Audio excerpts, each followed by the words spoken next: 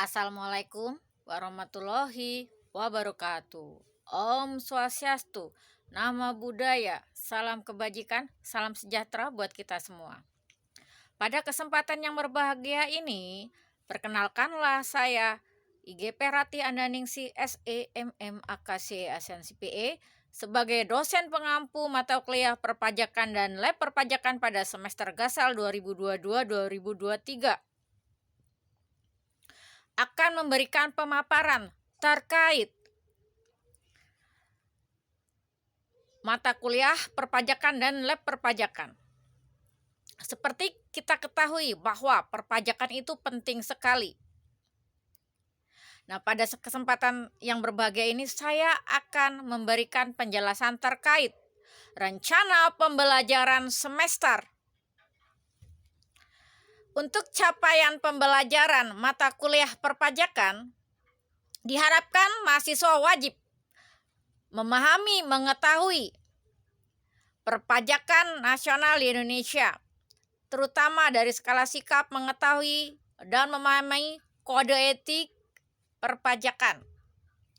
Bagaimana mereka berperilaku dan bersikap jika sudah bekerja di bidang perpajakan yang mereka geluti, khususnya sikap menjaga integritas, kompetensi, dan profesional di bidang perpajakan, khususnya dalam praktek dan implementasi perpajakan di lapangan dan dunia kerja.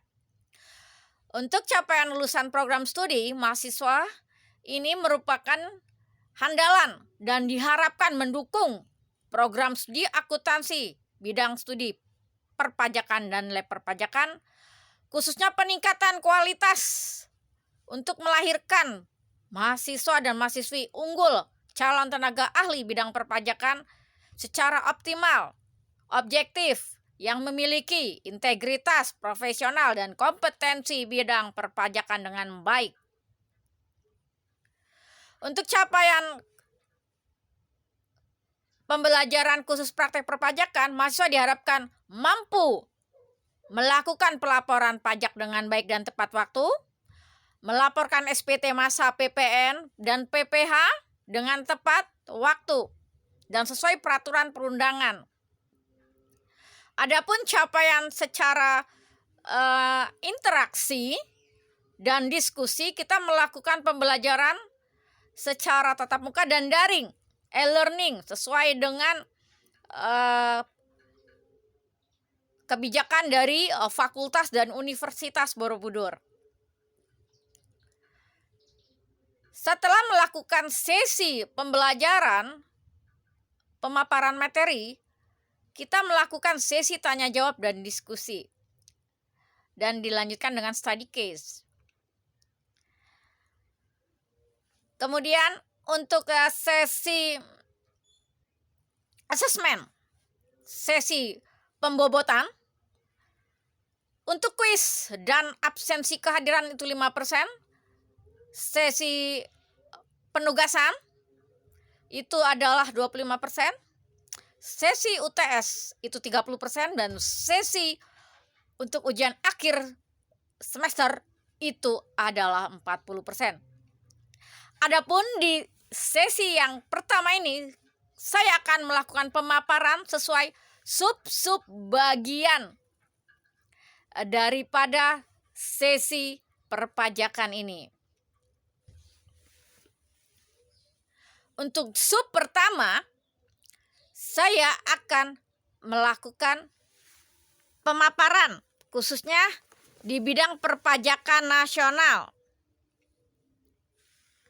Adapun seksi pembelajaran perpajakan ini sangat penting dipahami, khususnya untuk mahasiswa semester 3 yang diambil di semester Gasal ini, dalam meningkatkan kemampuan bidang perpajakan mereka. Untuk pembelajaran per subbab, yaitu subbab pertama, orientasi perkuliahan, membahas silabus perkuliahan, memberikan penjelasan singkat topik evaluasi pembobotan, dan pengetahuan perpajakan Indonesia. Untuk subbab kedua, mahasiswa diharapkan memiliki dan memahami sistem pemenuhan kewajiban perpajakan, self-assessment, official withholding, dan taat sistem perpajakan. Sub yang ketiga, wajib pajak, pengetahuan di bidang wajib pajak, Direktorat Jenderal Pajak, Komisi Pengawasan, Pengadilan, dan Kanwil dan Kantor Pelayanan Pajak. Untuk sub yang keempat, mahasiswa diharapkan mengetahui kedudukan administrasi perpajakan, kemudian tujuan administrasi perpajakan, kemudian unsur administrasi perpajakan dan keuangan. Untuk sub yang kelima, mahasiswa diharapkan mampu mengetahui informasi, komunikasi, dan kegunaan pajak. Untuk sub yang keenam, mahasiswa mampu mengetahui dokumen organisasi dan sumber daya pajak. Sesi subbab yang ketujuh, mahasiswa diharapkan mampu memahami dasar hukum, syarat wajib pajak, kewajiban pendaftaran, dan bagaimana membuat NPWP. Sesi yang ke-8 adalah UTS, berisi 5-6 pertanyaan dan 2 atau 3 study case soal essay.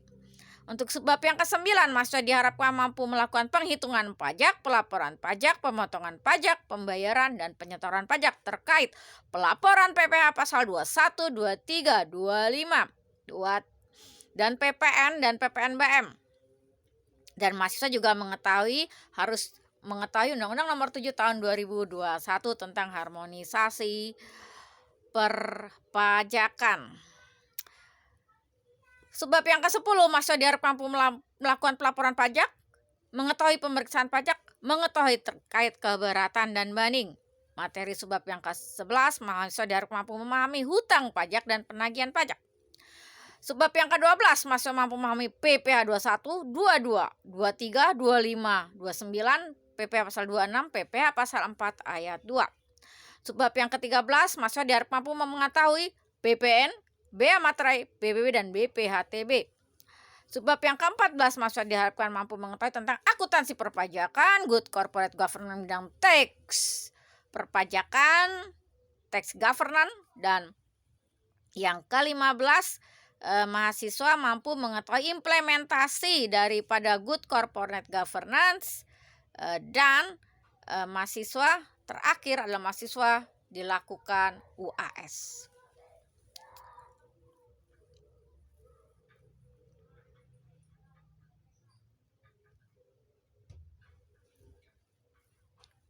Untuk subbab yang pertama terkait dengan perpajakan nasional dan perpajakan yang berlaku di Indonesia. Seperti kita ketahui bahwa besar sekali manfaat daripada pajak nasional ya, terutama untuk peningkatan daripada pendapatan pemasukan APBN. Hampir 50% atau lebih dari 50% pendapatan nasional diterima dari sektor perpajakan. Pajak saat ini sangat besar intensinya, khususnya untuk penerimaan negara. Oleh sebab itu, pemerintah senantiasa meningkatkan penerimaan negara ini di bidang sektor perpajakan.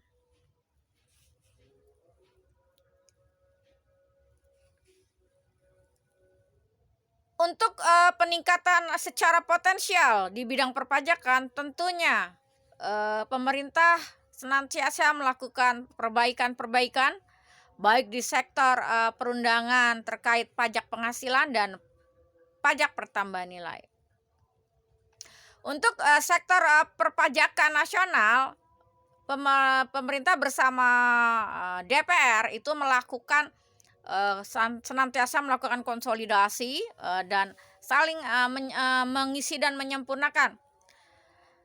Dengan diterbitkannya Undang-Undang Nomor 7 Tahun 2021, diharapkan adanya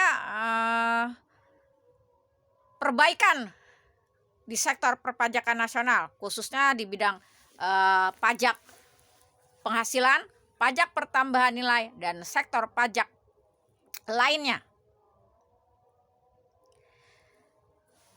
Wajib pajak di Indonesia itu wajib melakukan pelaporan pajak setiap tahunnya. Baik itu dalam bentuk SPT, wajib pajak perorangan, dan SPT wajib pajak, PPh badan. Betapa pentingnya pelaporan pajak untuk setiap diri wajib pajak. Mengingat saat ini Indonesia sudah melakukan secara terbuka, terbuka dari segala akses terkait dengan data-data dan dokumen perpajakan.